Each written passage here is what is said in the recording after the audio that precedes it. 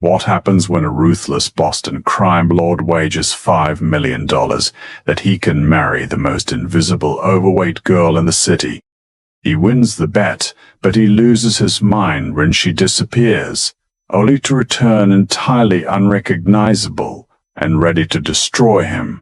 Vincent Romano did not play games unless he was guaranteed to win. As the head of the Romano syndicate controlling the ports and underground casinos of Boston, his life was a calculated series of risks and brutal victories. He was 32, built like a heavyweight fighter, and accustomed to a life where women were beautiful, compliant, and temporary accessories. It was a rainy Tuesday night in the VIP lounge of the Obsidian Club when the bet was born. The air was thick with cigar smoke and the clinking of crystal whiskey glasses. Sitting across the velvet-lined poker table was Tristan Harrington, a rival associate with a trust fund, a massive ego, and a habit of running his mouth. "You've got everything, Vince," Tristan slurred slightly, throwing a stack of chips into the center of the table. "Money, territory, any supermodel in the city waiting in your penthouse. But you're predictable. You only go for the plastic perfection. You wouldn't know how to handle a real challenge." Vincent raised an eyebrow, his dark eyes locking onto Tristan's. "I handle challenges every day, Harrington, usually by burying them." Tristan chuckled, leaning forward. "I mean a different kind of challenge. I bet you couldn't get a woman to marry you if she wasn't a gold digger or a model. In fact, I bet you couldn't get her to marry you." Tristan pointed through the frosted glass of the VIP door. Down in the main office of the club, sitting under harsh fluorescent lights, was Miss Yana Jenkins. Penny was the club's head bookkeeper. She was 26, brilliant with numbers and unequivocally fat. Weighing over 250 lbs, Penny spent her life trying to be invisible. She hid her soft, round features behind thick-rimmed glasses and buried her body in oversized, shapeless gray cardigans.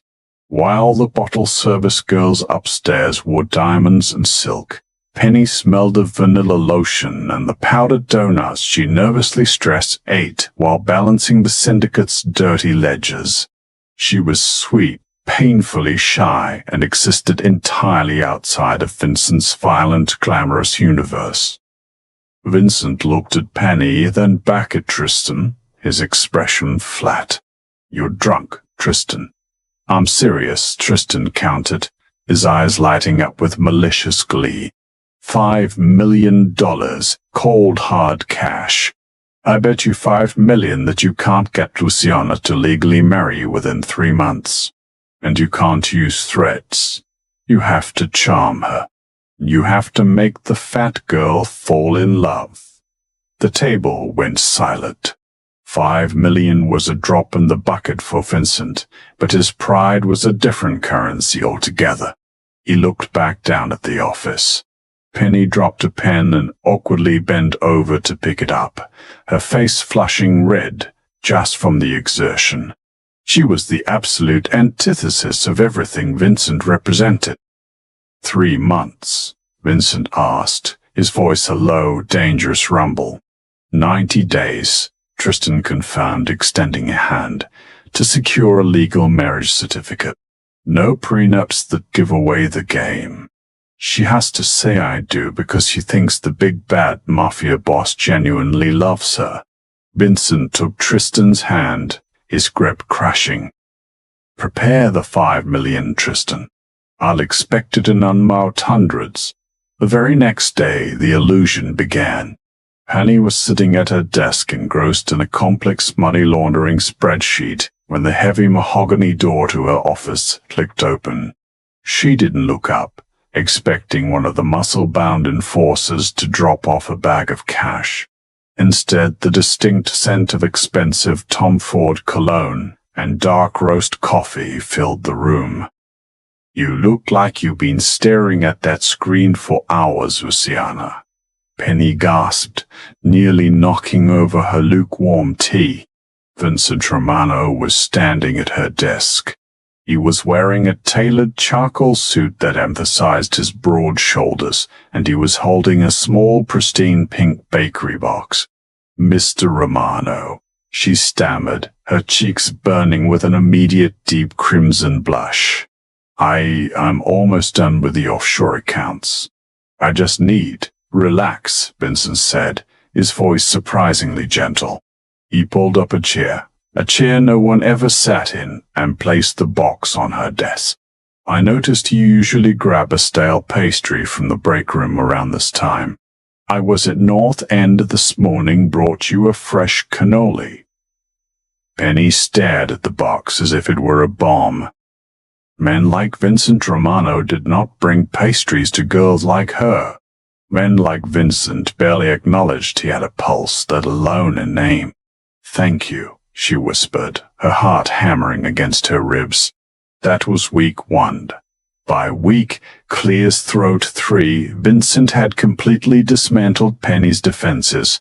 He was a master tactician, and he treated the seduction of Luciana Jenkins like a high-stakes turf war. He didn't rush her. He started with small conversations about her life, her love for classic literature, her dreams of opening her own accounting firm. He listened intently, making her feel like the only person in the room. Then came the dinners. Because Penny was deeply insecure about eating in public, Vincent rented out entire restaurants. Just the two of them sitting under crystal chandeliers, eating rich Italian food, while a private string quartet played in the background. "Why me, Vincent?" she asked one night, her eyes welling up with tears.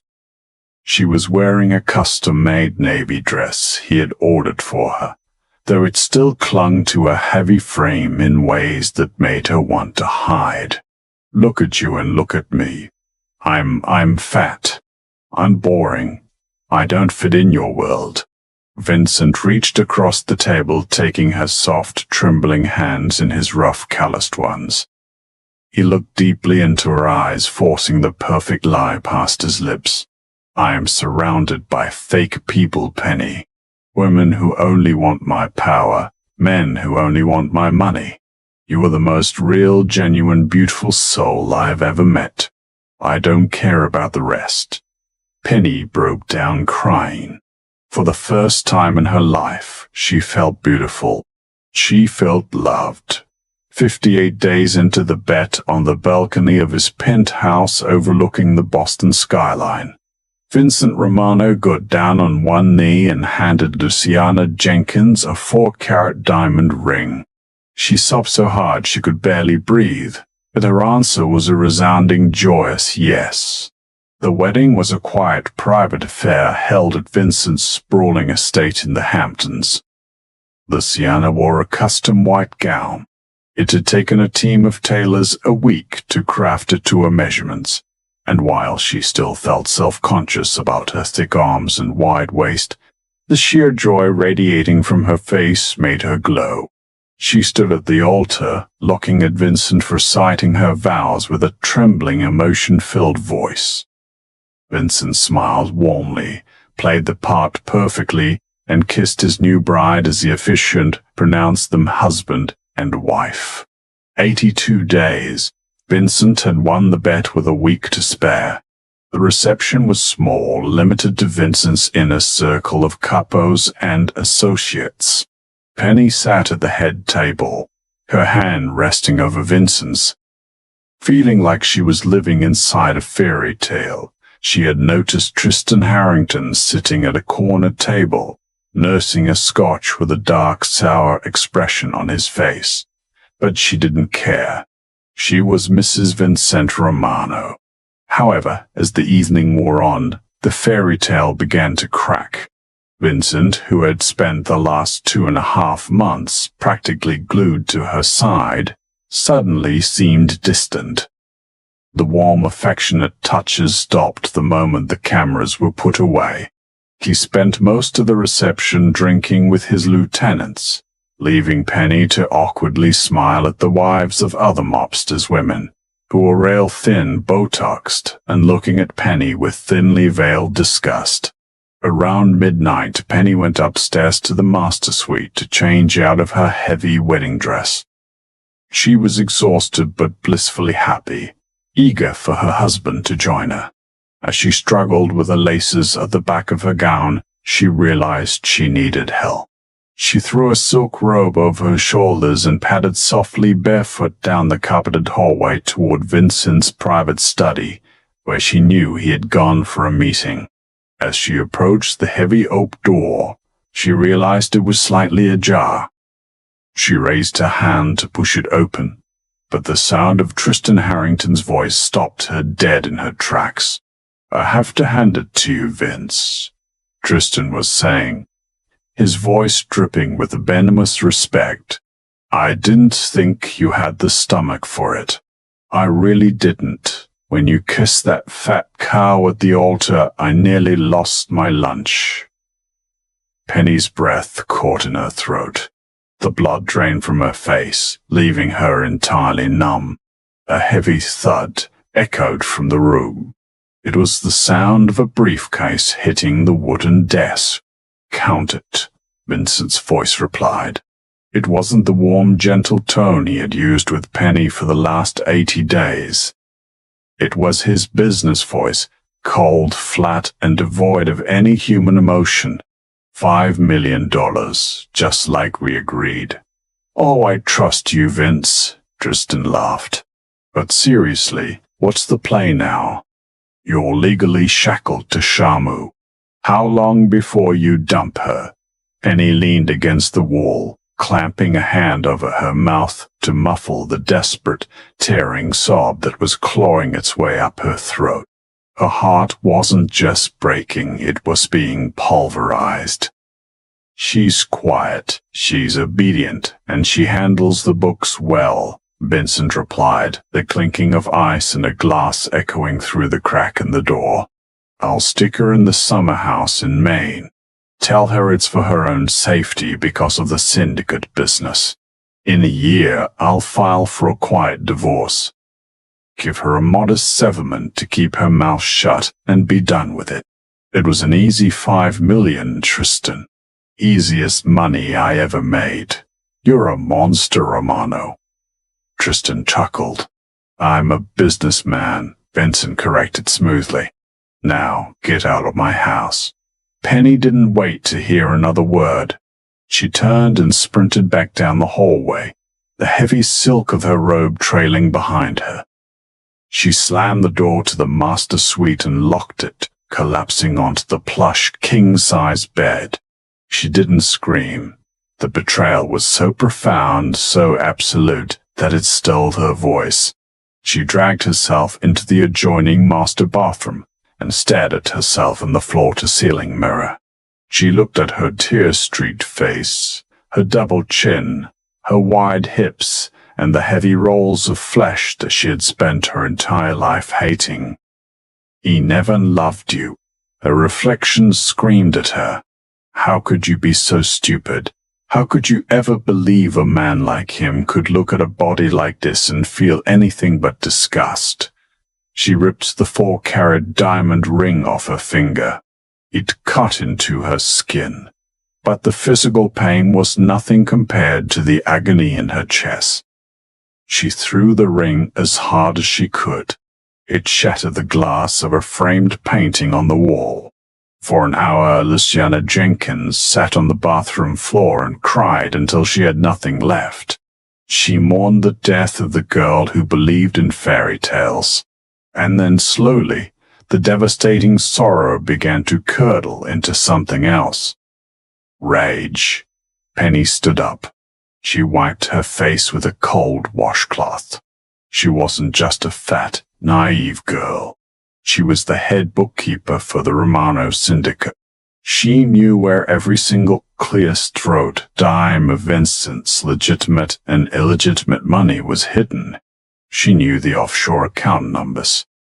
She knew the passcodes, Vincent thought she was a quiet, obedient cow he could lock away in a summer house. He had vastly underestimated her. She moved quickly. She stripped off the white wedding gown, leaving it in a crumpled, pathetic heap on the floor. She dressed in her darkest, most unremarkable clothes, black leggings, a loose black sweater, a dark beanie. She grabbed a duffel bag from the closet. Penny bypassed the front of the house and slipped down into Vincent's private basement office.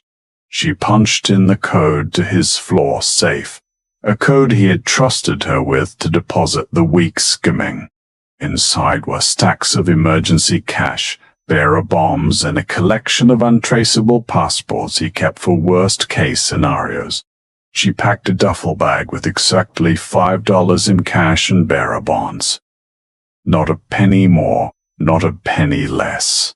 Before she left the office, she took a piece of Vincent's monogrammed stationery and wrote a single pristine sentence in her flawless handwriting. She left a note on his desk right on top of his favorite humidor. "You won the bet, Vincent. I'm taking my cut." By the time Vincent Romano finally came upstairs to the master bedroom to check on his bride, the sun was beginning to rise. He found the shredded wedding dress, the broken painting, and an empty suite. And by the time his enforcers found the note in the basement, Luciana Romano had vanished like a ghost in the wind. Luciana did not run to a five-star hotel in Paris, nor did she bury herself in a quiet suburban town. She knew how men like Vincent Romano operated. They owned the cities, the police, and the cameras. To disappear from a Mafia don, she had to drop completely off the grid. She drove for 3 days straight, trading cars twice through cash purchases, until she reached the bitter, sweeping wilderness of Montana. Deep in the Bitterroot Mountains, miles away from the nearest paved road, was a heavily fortified off-grid subterranean compound. It was built to withstand Category 5 storms and worse, engineered by her estranged uncle Jericho. Jericho was a former Navy SEAL, a ghost of a man who had spent his life surviving war zones and now preferred the company of timber wolves to politicians. When Luciana arrived at his reinforced steel gates, exhausted, heartbroken, and carrying a duffel bag filled with $5 million in stolen syndicate cash, Jericho didn't ask questions. He took her in. "I need to disappear," Penny told him that first night, sitting by a wood-burning stove as the mountain wind howled outside. "And then I need to become someone else, someone he can't break." Jericho looked at the tears staining her cheeks and the soft, trembling hands that had only ever held ledgers. He nodded once. "The tears stop tonight, kid. Tomorrow the fire starts." The metamorphosis of Luciana Jenkins was not a glamorous montage. It was 2 years of brutal, unrelenting agony. Jericho treated her like a raw recruit. Every morning began at 4 a.m., with grueling physical conditioning in the thin mountain air. At first, Penny could barely run a quarter-mile without collapsing, her heavy frame rebelling against the strain. She threw up. She cried. She begged to stop, but the memory of Vincent's cold laughter and Tristan's cruel bet echoed in her mind, fueling a dark, burning rage inside her chest. She learned to fight.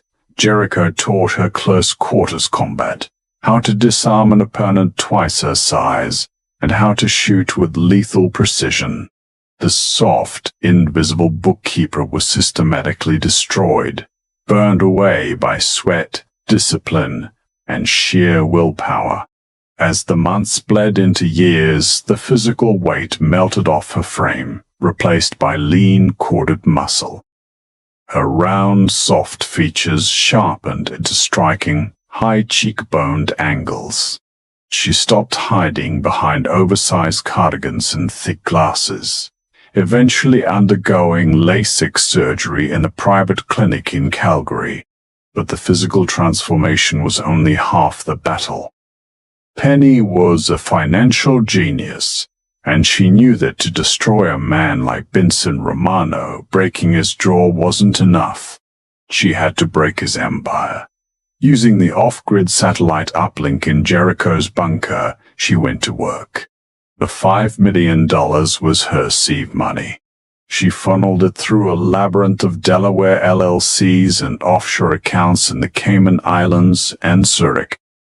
She exploited her intimate knowledge of Vincent's operations. She knew his suppliers, his shipping routes, and the exact margins of his illegal gambling rings. Operating under the pseudonym The Architect, Luciana began a shadow war. She hired elite corporate mercenaries and rogue data brokers. When Vincent expected a shipment of illicit goods at the Boston port, Penny anonymously tipped off federal agents, costing him millions.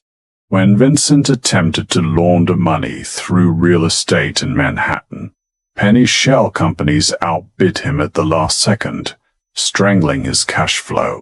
Panic began to spread through the Romano syndicate. They were hemorrhaging money and Vincent was losing control. His capos were growing restless, whispering that the boss had lost his edge. Vincent became paranoid, lashing out at his own men, entirely unaware that the architect of his destruction was the woman he had discarded like trash. By the end of the second year, Luciana was ready. She was 28 years old, unrecognizable and lethal. She wasn't just a survivor. She was an apex predator, and it was time to return to Boston. The atmosphere inside the VIP room of the Azure Casino was suffocatingly tense. Vincent Romano sat at the head of a long mahogany table looking 5 years older than he had on his wedding day. Dark circles bruised the skin under his eyes, and his trademark tailored suits hung a little looser on his frame. His empire was on the brink of total collapse. The architect had systematically dismantled his supply chains, bought out his most lucrative politicians, and acquired the debts of his top lieutenants.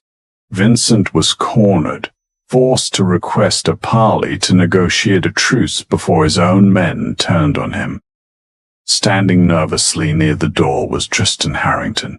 Tristan had lost his trust fund to a series of disastrous stock shorts orchestrated invisibly by Penny, and was now relying on Vincent for protection from his own creditors.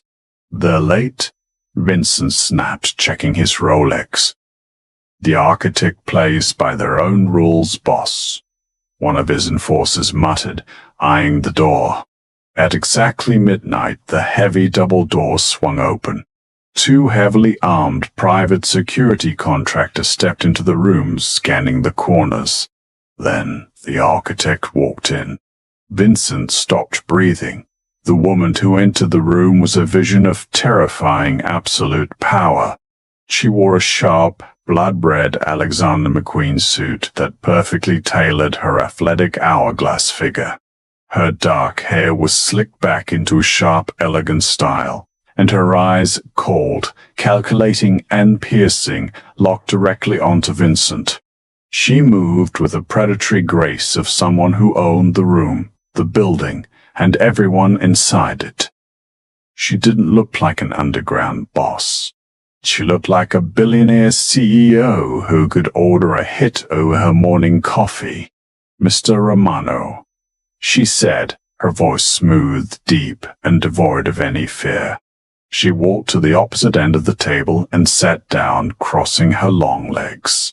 Vincent stared at her, a strange, terrifying sense of déjà vu washing over him.